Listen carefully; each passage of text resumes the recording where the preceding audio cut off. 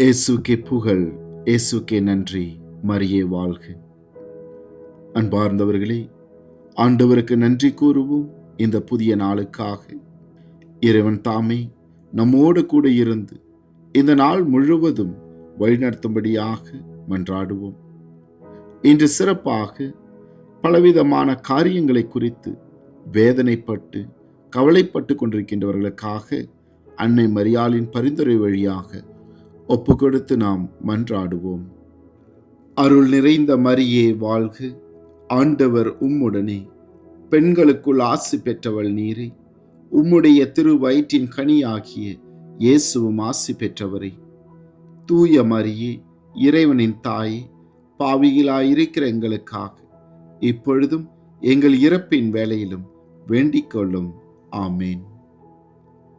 அதிகாலையில் ஆண்டவரின் அருள் வாக்கில் இன்று தொடக்க நூல் அதிகாரம் 20. ஆபிரகாமும் அபிமெலேக்கும். ஆபிரகாம் அங்கிருந்து புறப்பட்டு நெகேபுக்கு சென்று காதேசுக்கும் சூருக்கும் இடைப்பட்ட பகுதியில் வாழ்ந்து பின்னர் கெராரில் தங்கினார். அப்போது ஆபிரகாம் தம் மனைவி சாராவை தம் சகோதரி என்று சொல்லிக் கொண்டமையால் கெரார் மன்னனாகிய அபிமெலேக்கு ஆள் அனுப்பி அவரை அழைத்து வரச் செய்தான். இரவில் ஆண்டவர் அபிமெலேக்கு கனவில் தோன்றி, இதோ, நீ அழைத்து வரச் செய்த பெண்ணின் பொருட்டு நீ சாகப் போகிறாய். ஏனெனில் அவள் ஒருவனுக்கு வாழ்க்கைப்பட்டவள் என்று அவனிடம் கூறினார். அதுவரை அவரை தொடாதிருந்த அபிமெலேக்கு அது கேட்டு மறுமொழியாக, என் தலைவரே, உண்மையாகவே நேர்மை மிக்க இனத்தவரை நீர் அழிப்பீரோ? அவன் அவளை தன் சகோதரி என்றும் அவள் அவனை தன் சகோதரன் என்றும் அறிமுகப்படுத்தவில்லையா? நான் நேரிய இதயத்தோடும் தூய கைகளோடும் இதை செய்தேன் என்றான். கடவுள் கனவில் தோன்றி அவனை நோக்கி, நீ நேரிய இதயத்தோடு அப்படி செய்தாய் என்று அறிவேன். அதனால்தான் எனக்கு எதிராக பாவம் செய்யாத உன்னை காப்பாற்றி அவளை தொடவிடவில்லை. உடனே அந்த பெண்ணை அவளின் கணவனிடம் அனுப்பிவிடு. ஏனெனில் அவன் ஓர் இறைவாக்கினன். அவன் உனக்காக மன்றாடினால் நீ பிழைப்பாய். அவளை நீ அனுப்பாவிடில் நீயும் உன்னை சேர்ந்த யாவரும் செத்து மடிவீர்கள் என்பது உறுதி என்றார். அபிமெலேக்கு அதிகாலையில் எழுந்து தன் வேலைக்காரர் அனைவரையும் அழைத்து அந்த வார்த்தைகளை எல்லாம் அவர்கள் கேட்கும்படி சொன்னான். அதை கேட்டு அவர்கள் மிகவும் அச்சமுற்றனர்.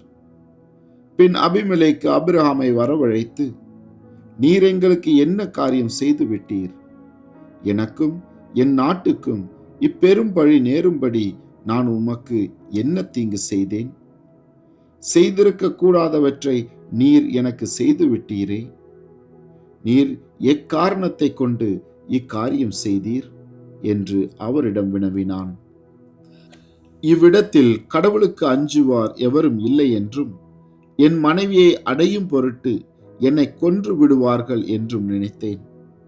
மேலும் உண்மையில் இவளின் சகோதரியே, இவளின் தந்தைக்கு பிறந்த மகள், ஆனால் என் தாயின் மகள் அல்ல. அவளை நான் மணந்து கொண்டேன். மேலும் நான் என் தந்தையின் வீட்டை விட்டு கடவுள் என்னை அலைந்து திரிய செய்த போது நீ எனக்கு பேருதவி செய்ய வேண்டும். நாம் செல்லுமிடமெல்லாம் நான் உன் சகோதரன் என்று சொல் என்று அவளிடம் நான் கூறியிருந்தேன் என்றார்.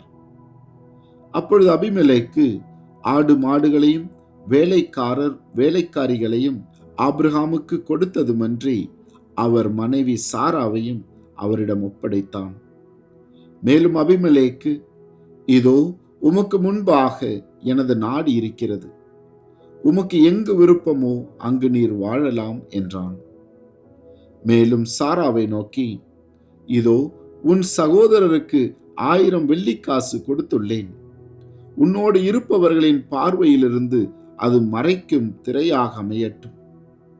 அனைவர் பார்வையிலும் உன் பழி நீங்கிவிட்டது என்றான். ஆபிரகாம் கடவுளிடம் மன்றாடவே கடவுளும் அபிமெலேக்கையும் அவன் மனைவியையும் அடிமை பெண்களையும் குணமாக்கி அவர்களுக்கு பிள்ளை பேர் அளித்தார்.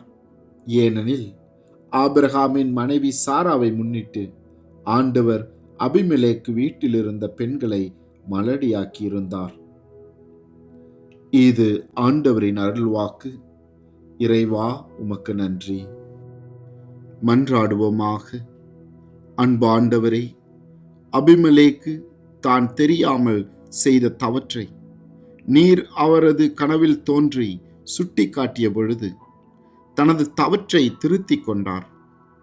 அதனால் நீர் அவரையும் அவரது வீட்டில் இருந்தவர்களையும் ஆசீர்வதித்தீர். நாங்களும் எங்கள் வாழ்க்கையில் உமக்கு எதிராக செய்த பாவங்களுக்காக மனம் வருந்தவும் அதன் வழியாக உமது ஆசீர்வாதங்களை எங்கள் வாழ்க்கையிலும் எங்கள் குடும்பங்களிலும் பெற அருள் தருவீராக.